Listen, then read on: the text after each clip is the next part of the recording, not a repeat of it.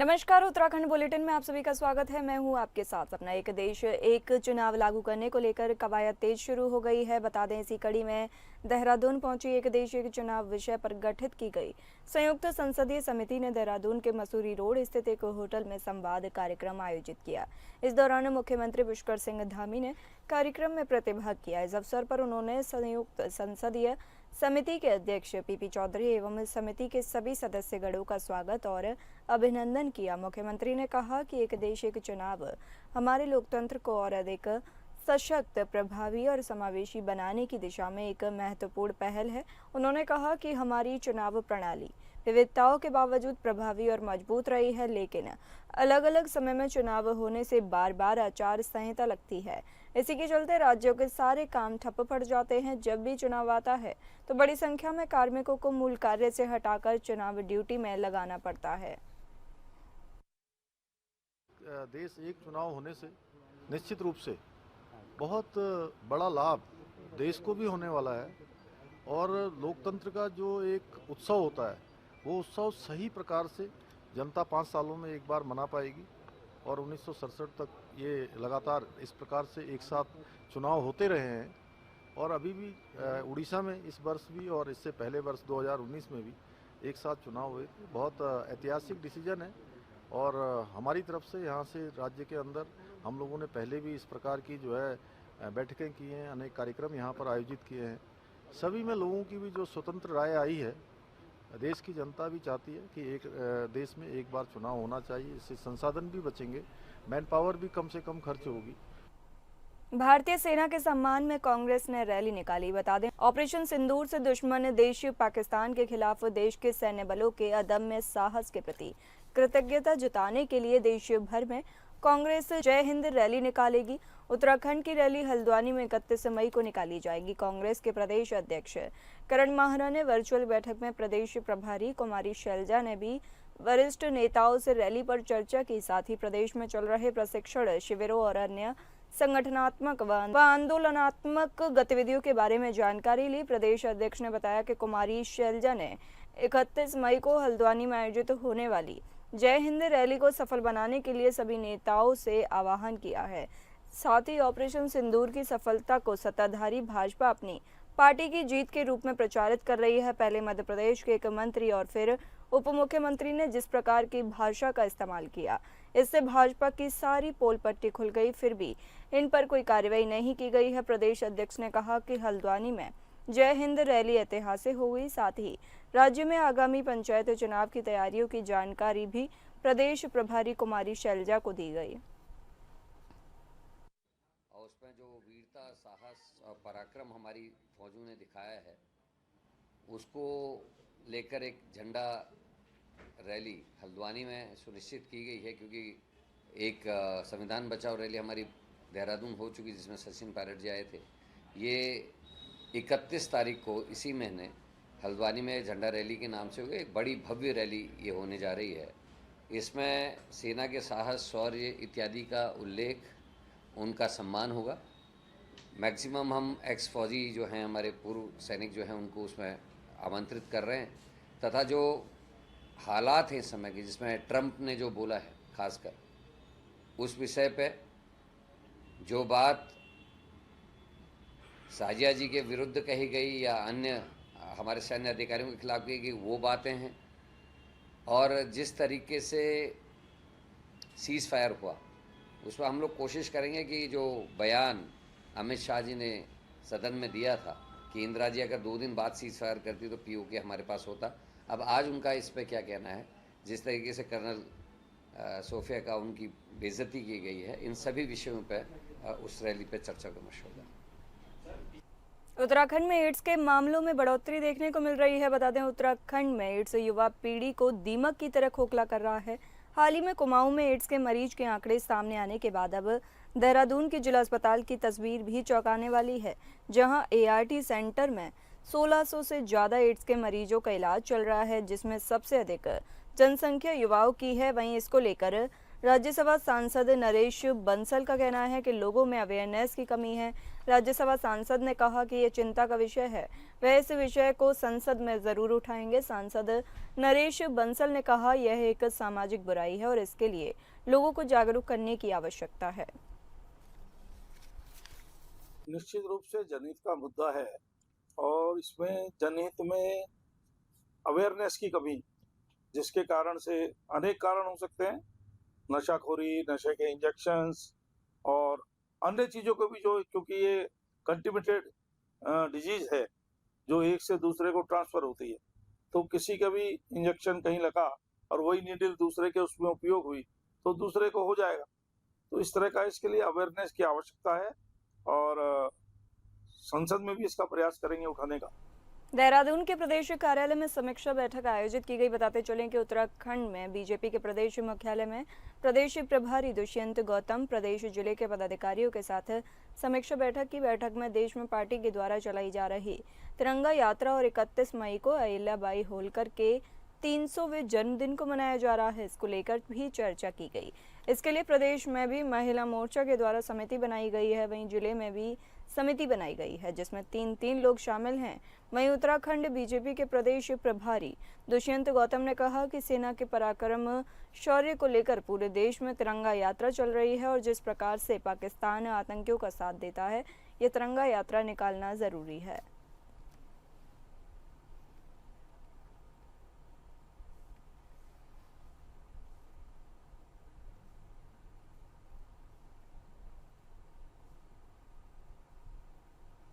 देहरादून में नए प्रदेश अध्यक्ष की जल्द ही ताजपोशी होगी। बता दें, उत्तराखंड भाजपा में लंबे समय से नए प्रदेश अध्यक्ष की ताजपोशी का इंतजार हो रहा है। इसको लेकर उत्तराखंड भाजपा प्रदेश प्रभारी दुष्यंत गौतम का बयान सामने आया है। मीडिया से बातचीत करते हुए प्रदेश प्रभारी दुष्यंत गौतम ने कहा कि प्रदेश अध्यक्ष के लिए प्रक्रिया चल रही है और अभी तक देश में भाजपा ने 14 प्रदेशों में प्रदेश अध्यक्षों का चयन कर लिया है और कई पाइपलाइन में है, क्योंकि हाल ही में जिस तरह से पहलगाम में आतंकवादी हमला हुआ है, इस दौरान अगर प्रदेश अध्यक्ष की नियुक्ति की जाती है तो मीडिया ही पार्टी पर सवाल खड़े कर देती। इसलिए अब जल्द ही उत्तराखंड में भी भाजपा के नए प्रदेश अध्यक्ष की ताजपोशी की जाएगी। सब कार्य रूटीन के अंदर है। 14 राज्यों के हम प्रदेश अध्यक्ष घोषित कर चुके हैं, कुछों का पाइपलाइन में चल रहा है।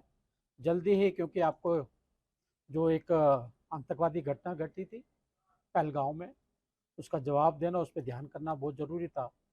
तो इस दौरान हम संगठन का काम करते तो आप ही लोग जवाब करते। इधर तो आतंकवादी हम पे घटना कर रहे हैं और आप चुनावों में लगे हो। तो प्रक्रिया में अभी जल्द ही घोषणा की जाएगी इसकी।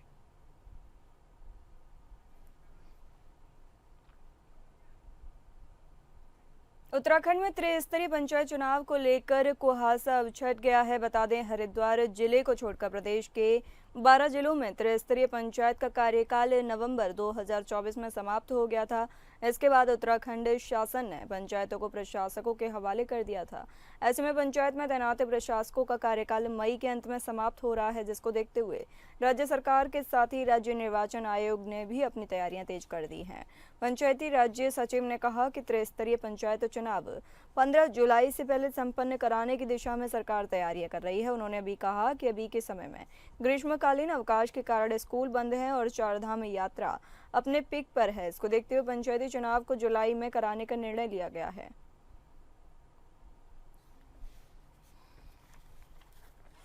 के लिए सरकार के स्तर पर अपनी तैयारियां चल रही हैं और माननीय उच्च न्यायालय में भी हमने एफिडेविट के माध्यम से भी अवगत करा दिया है कि जुलाई माह में हमारे यहाँ निर्वाचन प्रस्तावित है। जुलाई में यहाँ सारी चीजों को फैक्टर इन किया है इसमें। जैसे अभी इस समय पूरे गढ़वाल क्षेत्र में हमारी चारधाम यात्रा पीक पर चल रही है। ये यात्रा धीरे धीरे जुलाई जून के लास्ट तक आते आते थोड़ी शिथिल पड़ने लगती है। इसके अलावा अभी हमारे स्कूल बंद हैं, टीचर समर वेकेशंस पे हैं। चुनाव में उनकी भूमिका बड़ी महत्वपूर्ण होती है, क्योंकि हमारे इलेक्शन के जो बूथ बनते हैं वो भी स्कूलों में ही बनाए जाते हैं। स्कूल ओपन होंगे हमारे 1 जुलाई को। इसलिए हमने एक इस तरह से तैयारी की है कि, और जहां तक आपका प्रश्न है बारिश का, जुलाई में बारिश एक तरह से शुरुआत हो रही होती है, इसलिए हमने कोशिश की है कि 15 जुलाई से पहले इस निर्वाचन प्रक्रिया को संपन्न करा लिया जाए। चारधाम यात्रा सुचारू है, वहीं अब मानसून भी ज़्यादा वक्त दूर नहीं बचा है। मानसून बंगाल की खाड़ी से आगे बढ़ चुका है और जल्द ही इसकी उत्तराखंड में टकराने की उम्मीद जताई जा रही है। चारधाम यात्रा के दौरान प्रदेश में कई ऐसे पुल हैं जो कि यात्रा रूट पर सड़कों को जोड़ने के लिए अहम भूमिका निभाते हैं। इन पुलों के जरिए यात्रा सुगम भी हो पाती है। हालांकि एक आपदा प्रदेश होने के कारण इन पुलों के गिरने का खतरा लगातार मंडराता रहता है। इसके लिए पीडब्ल्यूडी विभाग की ओर से मानसून सीजन से पहले और बाद में इन पुलों का निरीक्षण किया जाता है। फिलहाल यह निरीक्षण विभाग द्वारा जारी है और उत्तराखंड में चिन्हित किए गए सभी पुलों पर पीडब्ल्यूडी की टीम पहुंचकर इंस्पेक्शन करने का काम कर रही है। यदि कोई पुल ऐसा पाया जाता है जिसमें मौजूदा सीजन के दौरान खतरे की जद में हो, उस पर पीडब्ल्यूडी विभाग की ओर से कार्य भी किया जा रहा है। जो भी हमारे पुल हैं, हमारी सड़कों पे जो पुल बने हुए हैं, उनको साल में 2 बार हम लोग इंस्पेक्ट कराते हैं अपने सक्षम स्तर से। तो एक बार मानसून से पहले किया जाता है, एक बार मानसून के बाद किया जाता है। तो मानसून से पहले वाला किया जा रहा है, उसमें जो भी इश्यूज आते हैं, किसी पुल में अगर कोई रिस्क होता है या कुछ होता है तो उसको हम लोग करेक्ट करने की कोशिश करते हैं। और अगर कोई ये लगता है कि ट्रैफिक नहीं चलाया जाना चाहिए या एक सर्टेन भार से ज़्यादा का ट्रैफिक नहीं चलना चाहिए तो उसको हम लोग रुकवाते हैं। विकासनगर में जॉन सावर बावर के सैया में केंद्रीय विद्यालय खोलने की संभावना जताई जा रही है। चकराता विधानसभा में लंबे समय से जॉन सावर बावर जनजाति क्षेत्र के लोग केंद्रीय विद्यालय खोलने की मांग को लेकर लगातार प्रयासरत थे। पिछले 8 वर्षों से जगह जगह भूमि चयन को लेकर असमंजस की स्थिति बनी हुई थी। बावजूद इसके सैया के पास जड़वाला नामक स्थान पर कालसी चकराता मोटर मार्ग से सटी भूमि का चयन किया गया है। वहीं केंद्रीय विद्यालय के सहायक आयुक्त स्वाति अग्रवाल एवं तहसील प्रशासन के साथ स्थानीय ग्रामीणों के सहयोग से केंद्रीय विद्यालय संगठन की टीम द्वारा भूमि का निरीक्षण किया गया। केंद्रीय विद्यालय की सहायक आयुक्त स्वाति अग्रवाल ने बताया कि केंद्रीय विद्यालय के लिए जमीन को जांचा गया है। कहा कि केंद्रीय विद्यालय संगठन के मानकों के अनुसार इसकी रिपोर्ट बनाकर मंत्रालय को भेजी जाएगी।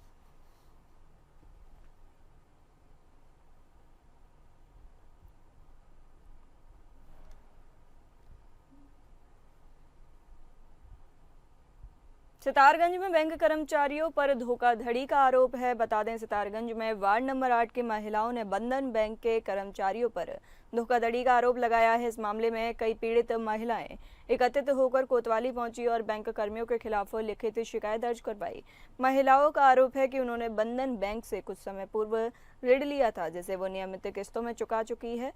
उनके पास भुगतान की पुष्टि के तौर पर पासबुक में सभी एंट्रियां मौजूद हैं। इसके बावजूद बैंक उनके नाम पर बकाया दिखाकर पुनः वसूली का दबाव बना रहा है। इस संबंध में जब बैंक कर्मियों से बात की गई तो उनका कहना था कि ऋण की पूरी राशि अब तक जमा नहीं की गई है, इसलिए भुगतान किया जाना आवश्यक है। बंधन बैंक सितारगंज के शाखा प्रबंधक विदुर व्यापारी ने मामले पर प्रतिक्रिया देते हुए कहा कि बैंक शिकायत की जांच करेगा। यदि कोई कर्मचारी जांच में दोषी पाया जाता है तो उसके विरुद्ध उचित कार्रवाई की जाएगी और पूरे मामले की जानकारी उच्च अधिकारियों को दी जाएगी। देखिए सर, मैं ये कहूँगा कि मेरा भी यहाँ पे नया पोस्टिंग हुआ है। 1 महीना हो रहा है मैं यहाँ पे मैनेजर के रूप में कार्यरत। ठीक है, यहाँ पे आने के बाद मेरे को कुछ पता चला है कि कुछ महिलाएं, कुछ कस्टमर आए थे कंप्लेंट लेके, तो मैंने उन लोगों को बोला हाँ पासबुक है तो आप दीजिए। और हालांकि मेरे पास कुछ लोगों ने पासबुक भी दिया है। मैंने उनको ये बोला है कि अगर आपके पासबुक में कोई स्टाफ द्वारा गड़बड़ी होता है तो मैं उसको हमारे एचओ में उसके खिलाफ एक्शन करूँगा, जो कि वहाँ से जांच करने के लिए टीम आएंगी। टीम आने के बाद जो भी होगा वो पैसा उसके अकाउंट में, डायरेक्ट अकाउंट में मिल जाएगा। ये बोला वो हम अगर पासबुक में स्टाफ द्वारा लिखित रूप में पाया जाता है और हमारे सिस्टम में एंट्री नहीं है तो उसको हम अपने एचओ में एक्शनिंग करते हैं हेड ऑफिस में। उसके फिर वहाँ से जांच टीम आएंगी, आके चेक करेंगी, फिर उनको पैसा मिल। हरिद्वार में ट्रैफिक पार्क का निर्माण किया जा रहा है। बताते चलें कि आरटीओ विभाग द्वारा छोटे बच्चों में यातायात नियमों की जागरूकता बढ़ाने के लिए देहरादून और हरिद्वार में ट्रैफिक पार्क का निर्माण किया जा रहा है। आरटीओ अधिकारी संदीप सैनी और अनीता चमोला देहरादून सहस्त्र धारा रोड में बन रहे पार्क का निरीक्षण करने पहुंचे। आरटीओ अधिकारियों के अनुसार इस पार्क का 70% निर्माण कार्य पूरा हो चुका है और जल्द ही इसे पूरी तरह से पार्क बनाकर तैयार हो जाएगा। आरटीओ विभाग की यह पहल ट्रैफिक नियमों के बारे में बच्चों को जानकारी देने में भी महत्वपूर्ण साबित होगी।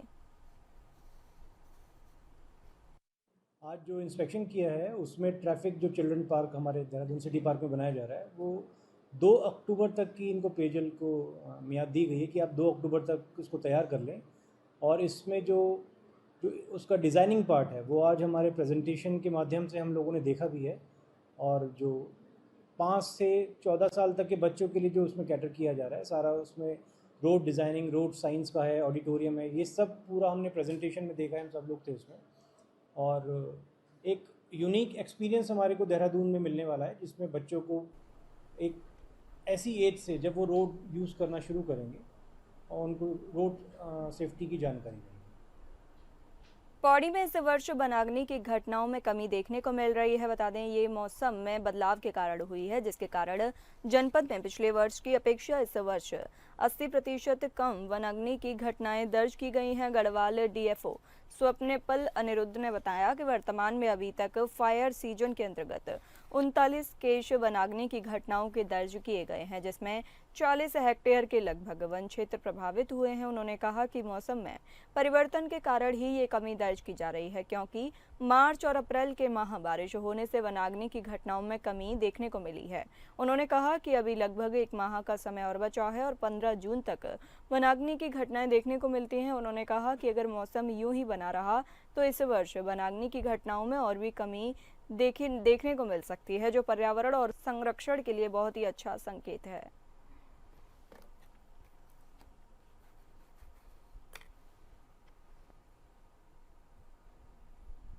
चलिए बढ़ते हैं अगली खबरों पर। वनाग्नि पर वन विभाग की तैयारी शुरू हो चुकी है। देहरादून में वन विभाग वनाग्नि की घटनाओं पर रोक के लिए तैयारी शुरू कर दी है। फायर सीजन शुरू होने के बाद से उत्तराखंड में फॉरेस्ट फायर के नियंत्रण को लेकर वन विभाग ने अपनी कमर कस ली है। इस बात को लेकर वन विभाग के हॉफ डॉक्टर धनंजय मोहन ने कहा कि पिछले साल के मुकाबले इस बार वनाग्नि के मामले बहुत ही कम हैं और जितनी भी छुटपुट घटनाएं हो रही हैं उनका तुरंत निवारण किया जा रहा है। साथ ही उन्होंने कहा कि हम इस बार integrated control and command system के माध्यम से वनाग्नि पर नियंत्रण कर रहे हैं और आने वाले वर्षों के लिए भी यह नवाचार कारगर साबित होगा। देखिए, आपने ठीक कहा, इस साल वनाग्नि की घटनाएं बहुत कम हैं पिछले साल के मुकाबले। और हम लोग की तैयारी पूरी है। और इस वर्ष भी हमने चाहे हमारे क्रूज स्टेशन हों, चाहे फायर वॉचर्स का एंगेजमेंट हो, चाहे अन्य तैयारियां हों, वो पूरी हमारी बिल्कुल मुस्तैद हैं। और हमारे फील्ड कर्मी भी पूरी तरह से तैयार हैं। और जो भी छुटपुट घटनाएं हो रही हैं उनका तुरंत निवारण किया जा रहा है। In shortest possible time, in minimum response time हमारी टीम्स वहाँ पहुँच के जो भी वनाग्नि की घटनाएं होती हैं उसको नियंत्रित करते हैं। राज्य सरकार की करनी और कथनी का जीता जागता उदाहरण है कपकोट विधानसभा का उप तहसील शामा। वर्ष 2016 में भूमि पूजन और वर्ष 2020 में लोकार्पण होने के बाद भी शामा उप तहसील मात्र भवन निर्माण तक ही सीमित रह गया। स्थानीय जनता द्वारा कई बार शासन, प्रशासन और विधायक को अवगत कराने के बाद भी कोई समाधान नहीं निकला, जिस कारण स्थानीय जनप्रतिनिधियों और आम जनता में रोष व्याप्त है। स्थानीय जनप्रतिनिधियों का कहना है कि विधायक कपकोट सभी मंचों से कहते हैं कि विकास और सभी योजनाओं का लाभ अंतरिम छोर में रहे व्यक्ति तक पहुंचना चाहिए, लेकिन जमीनी हकीकत है कि बिचला दानपुर की लगभग 22,000 की आबादी अपने छोटे छोटे कामों के प्रपत्र बनाने के लिए आज भी 30 किलोमीटर दूर कपकोट तहसील पर निर्भर होना पड़ रहा है। यदि सभी कार्यों के लिए कपकोट ही जाना था तो शामा उप तहसील में बना 3 करोड़ के भवन का क्या औचित्य है। हमारी शासन प्रशासन से मांग है कि अविलंब उप तहसील शामा में अधिकारियों और कर्मचारियों की तैनाती कर व्यवस्थाएं सुचारू रूप से चलाई जाएं, ताकि क्षेत्रवासियों को इसका लाभ मिल सके। वहीं पूर्व जिला पंचायत अध्यक्ष हरि एठानी ने बताया कि शामा उप तहसील कांग्रेस सरकार की देन है, लेकिन भाजपा सरकार में लगातार उप तहसील की अनदेखी देखी गई है। बिचला दानपुर की शामा उप तहसील में जहां पर आप देखेंगे चैनल में ताला लगा हुआ है। इस भवन का निर्माण कांग्रेस की सरकार में 2016 में भूमि पूजन हुआ था। इसका लोकार्पण 2020 में हुआ। आज ये भवन की स्थिति देखकर लग रहा है कि यहां पर को ना विद्युत व्यवस्था यहां पर को है, ना यहां पर को संचार की व्यवस्था है। इस भवन को देखकर लग रहा है कि किस तरीके से ये भवन बना होगा लोगों की आशाओं के लिए, लोगों को सुविधा देने के लिए। लोगों को बड़ी कठिनाई का सामना करना पड़ रहा है, लोगों का समय बर्बाद हो रहा है। आशा में आते हैं यहाँ देखने के लिए, मालूम चला यहाँ कोई काम उनके लिए नहीं हो पा रहा है। तो मेरा सरकार से निवेदन है कि आप जल्द से जल्द इसको सुचारू करें। यहाँ लोगों की सुविधाओं के लिए जो सरकारों की मंशा रही है कि लोगों की सुविधा देकर लोगों का काम सरल हो, लोगों का समय बचे, तो मैं इस बात के लिए भी नाराजगी व्यक्त करता हूं कि इतनी बार शिकायतें करने के बाद भी इस बात को लेकर लोगों को नाराजगी है कि उनकी बात को नहीं सुना जा रहा है। मैं कहना चाहूंगा ये जनता जनार्दन ही सर्वोपरि है। अगर आप जनता जनार्दन की बात नहीं सुनेंगे और जनता की तकलीफों में आपने अगर उनकी तकलीफों को हल करने का काम नहीं किया तो एक बड़ा आंदोलन इस धरती से करा जाएगा। चमोली में नंदा देवी बायोस्फीयर के निदेशक के ट्रांसफर की मांग को लेकर वन कर्मी आंदोलन कर रहे हैं। संयुक्त मोर्चा संघर्ष समिति वन विभाग के बैनर तले वन कर्मियों का आंदोलनरत है। दरअसल निदेशक पर कर्मचारियों का उत्पीड़न करने का आरोप है, जिसको लेकर संघ ने फरवरी माह में भी निदेशक के ट्रांसफर को लेकर प्रदर्शन किया था। शासन स्तर पर आश्वासन मिलने पर कोई भी उचित कार्रवाई नहीं, मजबूरन कर्मचारियों को फिर से आंदोलन करना पड़ रहा है। उनका साफ तौर पर कहना है कि वे लोग कर्मचारियों का उत्पीड़न करने वाले अधिकारी के साथ काम नहीं कर सकते हैं। उनकी मांग है कि तत्काल उनका ट्रांसफर किया जाए या किसी अन्य अधिकारी को उनका चार्ज दिया जाए ताकि वो लोग बिना किसी तनाव के काम कर सके।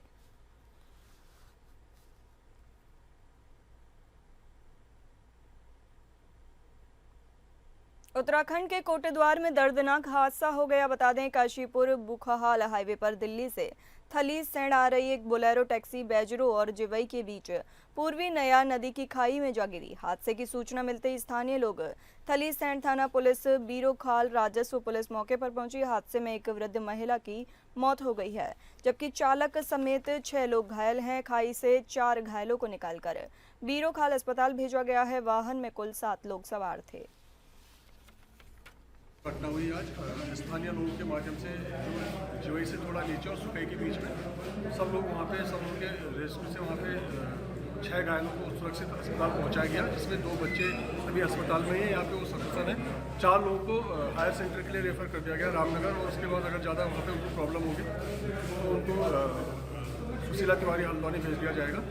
और एक बता रहे कि एक महिला की ऑन स्पॉट वहाँ पे डेथ हो चुकी है। प्रदेश के विभिन्न क्षेत्रों में गर्मी का असर देखने को मिल रहा है। बता दें, यही हाल राजधानी देहरादून में भी है, जहां बढ़ती गर्मी आम जनमानस के लिए एक चुनौती बनी हुई है। आलम यह है कि दोपहर के वक्त तो लोग घरों से बाहर निकलने में भी कतरा रहे हैं। खैर, गर्मी से निजात पाने के लिए इंसान तो कोई तरीके अपना लेता है, लेकिन चिड़ियाघर के भीतर रह रहे जीव जंतुओं पर इस भीषण गर्मी का असर ना पड़े, इसके लिए चिड़ियाघर प्रशासन तैयारियों में जुटा हुआ है। पेयजल की व्यवस्था की जा रही है, साथ ही जानवरों के बाड़े को स्प्रे के माध्यम से गीला रखा जाता है ताकि इन बेजुबान जानवरों पर गर्मी का असर ना पड़े। जानवरों के लिए भी है, जैसे टाइगर है हमारा, तो उसके लिए हमने पानी की हौदी बना रखी है, तो 2-4 राउंड मारता है, फिर पानी में बैठता है, फिर पानी से उठता है। सांबर भी है हमारे, कुछ चीज़ें ऐसे मगरमच्छ और घड़ियाल के लिए तो पानी के तालाब तो है ही हैं, पर हौरों के लिए भी हमने पानी की व्यवस्था इस तरीके से कर रखी है कि जो कि इनको गर्मी का ज़्यादा फर्क न पड़े, असर न पड़े। जी, फिलहाल इस बुलेटिन में इतना ही। नमस्कार।